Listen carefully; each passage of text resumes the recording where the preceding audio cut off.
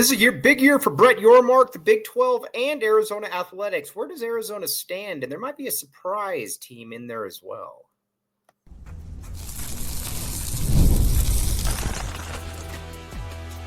You are Locked On Wildcats, your daily podcast on the Arizona Wildcats. Part of the Locked On Podcast Network, your team every day. Thanks for giving it Locked On Wildcats and making this your first listen of the day. I am your host, Mike Luke. All right, we got a lot to get to this show. We're going to talk about the Big 12. We are going to talk about where Arizona ranks, future projections, everything. A little bit of a surprise in here, but as always, thanks for making Locked On Wildcats your first listen of the day. Locked On, your team every day. All right, I'm a big fan of Brett Yormark. I think that goes without saying. He is a really, really good coach, or a really, really good, coach. He maybe was at some point, but he's a really, really good conference commissioner. He's a lot different than, what you were dealing with your Larry Scotts and your George Kliavkoffs and your guys like that. He understands it. He basically outflanked the entire Pac-12, and he said, and he basically conquered it and got the teams that he wanted. So he's really, really good. And I think you can easily make the case that the Big 12 is the best conference in all of college athletics. Or when it comes to basketball, it's that good. I know the SEC's right there as well, but it's those two. It's those two, and by a good margin. And, that generally has played itself out come March. But we're going to talk about the best combinations of football and basketball, the two revenue sports moving forward, and where everything is. So the first one, though, that I want to talk about is University of Central Florida. We're going to talk about the teams that are not. Now, listen, they made a hire in Scott Frost. I think that's a good hire for him. It's a little bit of a smaller market where he's at. He had success at UCF, and going back there, I think will probably do well for him. But he's got a long road to hoe. I think the guy had one or two conference wins last year. It's not a very good team. He's definitely not the team that he left that he's taking over. Then basketball, Johnny Dawkins. That's never really going to get it done. So that's kind of where you're at when it comes to basketball and football in the for UCF. I do not put them in that category. Now, another one too that's going to be very interesting to look at and how this all does play out is where's Colorado in all of this? Colorado, I think, is going to take a major step back. You look at their schedule, and I know that their conference record is, it was decent last year, but they've got a really brutal schedule. Colorado's schedule is tough. I mean, you just look at it. You got the first four home games come against, BYU, TCU, Iowa State, and Utah, and then end the year with Arizona State and Kansas State. I don't think that's going to be something that they're going to be able to navigate very well. Basketball obviously stinks under Tad Boyle, so that's not something that I would probably really hang my hat on as well. I think it's going to be a bad year. I would not put them anywhere near there, and I think they're going to have a lot of problems. So let's look at it then. Oklahoma State's kind of a new one on there. Now, I like Mike Gundy. Sometimes guys just kind of, they just kind of run their course.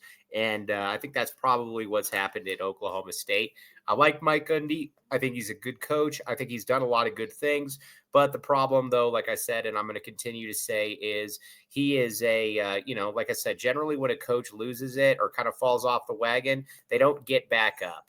There have been a few coaches that have reinvented themselves, but that's not really the way that it looks like when it comes to Oklahoma State. Who knows? Maybe things change. I do not see that, but there's not a lot to like on this roster. You got Zane Flores now at quarterback. You obviously lost some players before. I don't look at this and say that that's plus with the Oklahoma State when it comes to basketball. I'm not overly impressed to begin with as well. So Oklahoma State, not much to really hang their hats on. I think that's something that will be interesting to watch. Now, it starts to get a little bit interesting after that because you've got teams that you can make the case for pretty much anything. But first, let's talk about West Virginia. Rich Rod is back. I love Rich Rod. Rich Rod's the man.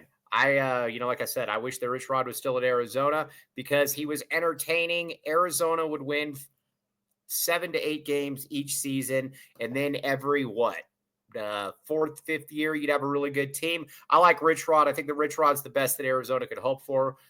He's gone off, and he obviously killed it at Jackson State. Now he's back at his alma mater, West Virginia, and I think that he is going to do an incredibly good job there. And like I said, he's a guy that just gets offense. He gets it across the board. Rich Rod's the man. The problem is that I don't think that it's going to take him a little bit of time. I also don't think that their basketball program is in very good standing right now, so I'd put them kind of low as well. But I do put them with an arrow upward because, like I said, I think Rich Rod is a good coach. There was just some things that he lacked while he was at Arizona, but I don't see why he can't get those ones up. All right, now Cincinnati, then I would put kind of in that category as well. They're solid in basketball and football, but there's nothing that really indicates that they're that they're going to step up and that they're going to make that that next step. There's a just kind of a mediocre aspect in play there. This is a team that I think Arizona can beat in both categories, and I think that they will beat. I think Arizona is going to beat Cincinnati. I think Arizona is going to show. I think Arizona is going to show the world what they're capable of against them. So that's another one to watch. That's another one to see how it plays out. Now, here's where it starts getting interesting and where you start looking at some of them. TCU, I think, is interesting because TCU, I think, is going to have a good football program with Sonny Dykes. Sonny Dykes is he's a good football coach. And like I said, Arizona fans know him well. The great thing about Sonny Dykes as well is that he's able to, like I said, he's a good coach. He's somebody that, he runs a fun offense. He does a lot of really, really good stuff. I think the one thing about Sonny Dykes is that, are you going to be able to get it back to where you were before? And that was a couple of years ago. You were playing in the national championship game. I don't know if we'll get that far, but he's also done a pretty good job. He's done a pretty good job recruiting. He's still Arizona's best recruit in Terry Shelton. He's always going to be able to put points on the board. Now the biggest problem, though, is with TCU is their basketball. But like I said, I look at this and I kind of think that I think they're solid. I really do. And we'll find out how the rest of that does play out. But it should be, like I said, it's going to be an interesting season in the Big 12 for football. This is going to be a very, very interesting season because there's a lot to be spoken for. So that's some of the teams that, have a glaring hole. Now we're going to talk about some of the teams that we're going to get to the one at the top. But we're going to talk about some of the teams, though, that I think become very interesting now that we don't really know what to make of it. I think BYU, in theory, along with Baylor, probably has the best combination in the conference. Kalani Sitake has done an amazing job at BYU. He's a really, really good coach. The problem, though, at BYU is that they lost their quarterback. And generally, when you lose your quarterback and a quarterback who is really good on top of that, generally when you lose your quarterback, you don't just get better. And like I said, he was somebody that you watch him and you're just kind of like, all right, he could just make a lot of plays. And I think that was something that was interesting to see. He could just make a lot of plays. You lose him. Now, the lines on both sides are really, really good. So you can't really sit here and say that that's going to be a problem. But I think the quarterback situation, that's a clear question mark. And it's unfortunate if you're a BYU fan because basketball wise, I think they're going to be the best team in the conference. I look at BYU basketball and I'm thinking, wow, that's a loaded team. You've got, like I said, you've got Richie Saunders, who at the shooting guard spot, I think is about as good as there is in college basketball. You got Robert Williams, you got, AJ DeBonsa, you've got Keita, you've got a lot of really, really good players. And I don't really buy into it. They're like, well, are there going to be enough basketballs to go around? I don't really worry about any of that. I think there's going to be more than enough basketballs to go around. But that's going to be an interesting one. BYU is kind of in that unsure realm right now, just because of the quarterback. But like I said, if you're going for a futures rating or what you want to think about that, I think BYU is in pretty darn good shape. Now we're going to talk about one that everybody wants to talk about here, and that would be the Arizona Wildcats in a special spot. But first,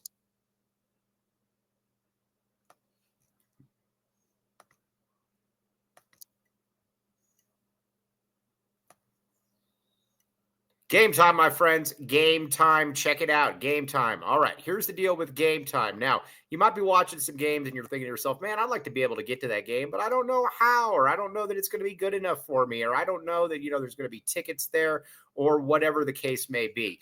Game time says, do not worry about any of that. Just come to us. We will help you. Now, have you ever decided at the last minute to go to a ball game with friends and family? Maybe it's a game day and you suddenly realize you want to be in the stands. That's exactly where Game Time comes in.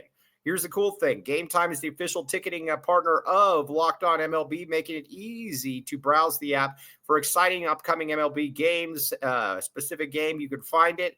And the cool thing about it, exclusive zone deals for FIFA Cup, World Cup matchups. Ooh, seat views in the app right before you buy. Check it out. Now, again, take the guesswork out of buying tickets with Game Time. Download the Game Time app, create an account, and use code LOCKEDONCollege for $20 off your first purchase. Terms apply. Again, create an account and redeem code LOCKEDONCollege for $20 off your first purchase. Another one. You're going to thank me later on this one.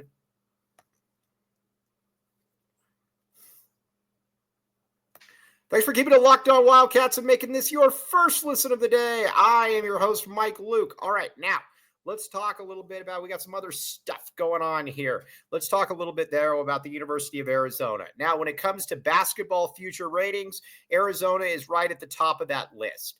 You've got Tommy Lloyd, who's obviously a really, really good coach. The community loves him, runs a fun style. He's recruiting really well.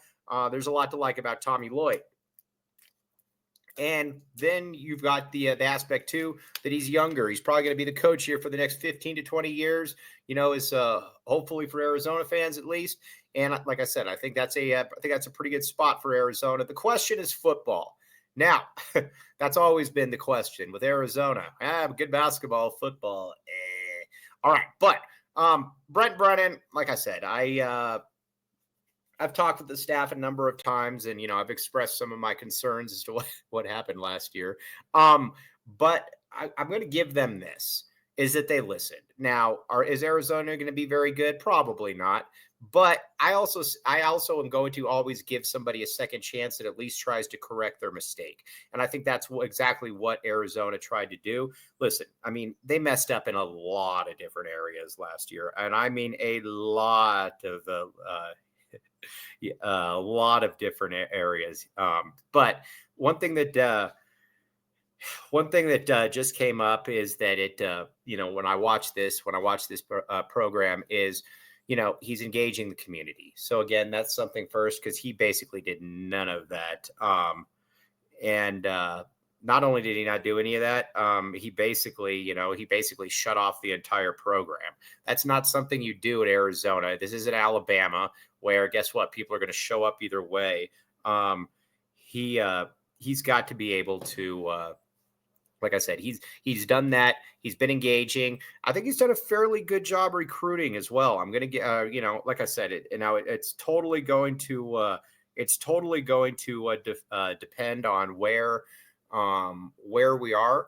But he's got, like I said, he's got some pretty good players, skill position guys, especially. I'm giving him credit for. I don't really worry about the skill position guys, mainly because, Alonzo Carter, Bobby Wade, I think they're going to do a good enough job being able to get those guys in there. The question is always going to be on the offensive line. And I know none of this matters if the offensive line can't protect. And that is my biggest question mark for this season. I mean, listen, we know Noah Fafita can play football. We know that. We've seen a certain amount of players on this team that we know can play. The receivers, the running backs, they're good. But we're going to find out, like I said, and this is what I just keep coming back to is, if Arizona gets 5 wins this year, but they're entertaining, and you're like, all right, I could see them possibly getting into that 7-8 win realm, then, it's easy for me to be sold on a third year of Brent Brennan. What I can't have happen, and I'm going to keep saying this, is I can't be bored. Listen, that's what I liked about Rich Rod. if we're going to lose a game with Rich Rod, we were going to lose 56-42, and he was going to be blowing snot bubbles at the officials, and he was going to be doing all kinds of stuff. I like that. It keeps me entertained. Last year was incredibly, you had a very milquetoast environment and, like I said, and a bad product. I could not put up with that. If you're going to suck, at least be entertaining. That is going to be my motto for the 2025 Arizona football season. If you're going to suck, at least entertain me. And again, this is more about me than it is about anybody else. So that's where I stand on that one. We'll find out, though. Like I said, if you can get into a bowl game, I think it's a monstrous success. But if you can't, then I think you got to move on from Brent Brennan. At least get 5 wins, or at least be something where you're like, Or if the offense is really good, maybe you bring in Daggy as the head coach. I like Daggy a lot. We'll find out. Okay, now, so Arizona's kind of in that mix right there with BYU, just because with BYU, you really don't know. But I think if you were looking at long-term stability on both programs, you'd probably go BYU at that point. All right, now we're starting to get into the upper ones. Kansas, very much in this similar situation that Arizona is, although for the first time ever, I think you can make the case that Arizona is probably on a little bit more steady footing than Kansas is, because this is 2 straight years that Bill Self has not put together a great product, or at least what people in Kansas are expecting. And like I said, in Kansas, they have their expectations are as high as anybody in the country. And there's a reason for that. It's because it's Kansas basketball. He is like I said, this is a program that, like I said, it takes a back seat to about nobody. And I think that's, like I said, so that's kind of where, like I said, that's kind of where you're at. You got to find out where that is. But right now, I'm also excited to see, because, like I said, Kansas, you're bringing in the top player in the country. Not only are you bringing in the top player of the country, you've also got a really solid. Really solid coach. I think it's Lance Leopold. They took a step back, but I feel better about where Kansas's football program is, and I think the distance between Kansas football right now and Kansas basketball is probably more immense than. I think that's probably more immense than basically anything else that you got going right now. So there is, like I said, it'll be interesting to see. Now, I think also then the ones we're really starting to get into the ones I think that really matter. Now, one that we got to mock because it won't really matter is ASU, obviously. I like Kenny Dillingham a great deal. Kenny Dillingham is an awesome coach. Bobby Hurley is not an awesome coach. And anytime somebody says, man, I just want you to keep your coach there as long as possible, that is generally not a compliment. That is generally not somebody that you're like, oh man, let's just keep him there as long as possible. Because you want him there as long as possible because he stinks. He is not good. And I think that's, like I said, that's, it is what it is. So that kind of limits ASU and all of this. Now, we're going to come back and we're going to talk about the ones that are kind of at the top when you're looking at the best combinations in the conference, because there are some.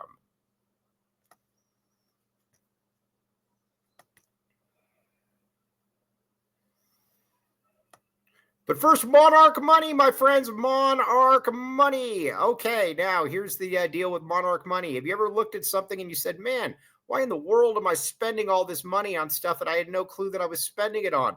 Monarch Money says, we are here to help. Bring us your tired, hungry, huddled masses. We will get you on the way at Monarch Money. Okay, so here's the deal, though. It's more than just a budgeting app. It's a complete financial command center. You can track all your accounts, investments, and spending in one place.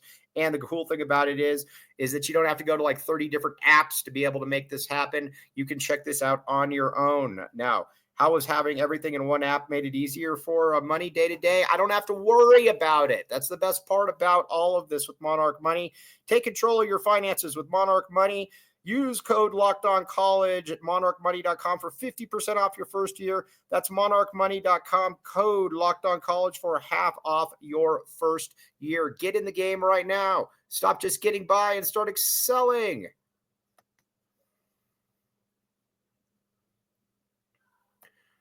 Thanks for keeping it locked on Wildcats and making this your first listen of the day. I am your host, Mike Luke. Okay, now let's talk about some of the big ones here. Now, the one that's going to have a lot of really good future ratings for a while is Texas Tech. For the longest time, that guy at Oklahoma State, T-Bone Pickens or whatever his name was, he was given a lot of money, but T-Bone isn't here with us anymore. So it's Texas Tech. They give like I said, they've got a lot of money in football and basketball, and I would expect them to put a pretty good product out on both. I like the Grant McCaslin guy. I like him a lot. I think he's a really good coach for basketball. And in football, with the kind of money they're throwing around, there's really no reason that they shouldn't be good. So Texas Tech, I think, is going to be one that Brett Yormark is probably going to really push for and honestly, we'll see. There is a chance that they could win the conference this year, but I think that one probably goes to Baylor. I know a lot of people are picking Iowa State. We're going to get to them in just a second, or ASU. I think Baylor is maybe the best combination. Dave Aranda turned things around last year, and with Scott Drew, as long as he's there. Now, again, they're not quite the same as Jerome Tang left, but they're still very, very good. And that's kind of where I just basically look at when I'm at BY or at Baylor. Both programs are very solid. I don't know how both programs are solid because it would absolutely suck to live in Waco, but there are people that do it, and I got to give them credit for it. Tunde Yesufu coming in there. The big problem that I think Baylor's going to have is that they lost Robert Wright, their point guard. But that's still clearly a tournament team. How good they could be, we'll find out. But Baylor is a team that could also compete for the college football playoffs. So, like I said, Baylor is right on there. As a matter of fact, I would probably put Baylor as the best combination. And then after that, Iowa State. Matt Campbell has done a great job in Ames. Anytime somebody is looked at and said, hey, man, you're probably going to be moving on here soon, that generally means you're doing a pretty darn good job. And I think Matt Campbell has done exactly that. He's a guy that, like I said, we'll see how long he actually ends up staying. But I do think that Campbell, he's got Rocco Beck, a good quarterback. He's also got some other good players around him. He's done a good job. I think it's hard to sit here and say that he hasn't done a good job. And then you got TJ Olselberger, the guy who would beat any other Division I coach in an arm wrestle. I mean, I think, like I said, he's a beast. He's also a really, really good coach. And I think, when you watch them, you're just kind of like, all right, well, what's that? What's that next step? You return Taman Lindsay. You bring back the kid from Wisconsin with like the Eastern European name. I can never remember it. You bring back some other guys as well. But we'll find out. I think they're going to take a big step back. But overall, the conference is solid in both sports, especially basketball. Houston's another one. Houston's obviously at the top of the ladder when it comes to basketball. Houston, I think, kind of sucks in football, but when you've got somebody like like I said, when you've got somebody like Kelvin Sampson there, they're going to be good for a very, very long time as long as he is there. And he seems to be very much on the top of his game as well. So there is that. Now, Brett Yormark in the last couple minutes here. Brett Yormark is the man for the job. He's going to keep pushing to try to get at least multiple teams in the college football playoffs. And with the way that ASU performed last year, he should be able to get multiple teams in the college football playoffs. They did a good job. That is where, like I said, with Brett Yormark, he is somebody that gets it. He is somebody that kind of gets ahead of the game, and he's generally, like I said, he's generally that dude. But overall, though, the Big 12 is in good. The Big 12 is in good shape. It really is. And you look at it, there's going to be another conference realignment bust at some point. And I think everybody is basically just saying, hey, we want to be there. We want to be there in a good standing when that happens. And, Arizona is just like anybody else in that regard. They want to be there when everybody else is. Now, the next one, we're going to talk then about, I'm going to come up with my college football preseason rankings here. That's going to be a lot of fun. Okay, where does Arizona stand? Can Arizona shock the nation and make a bowl game this year? Because, here's the deal. When people think about college football, it's generally your Alabamas. It's generally, your Texases.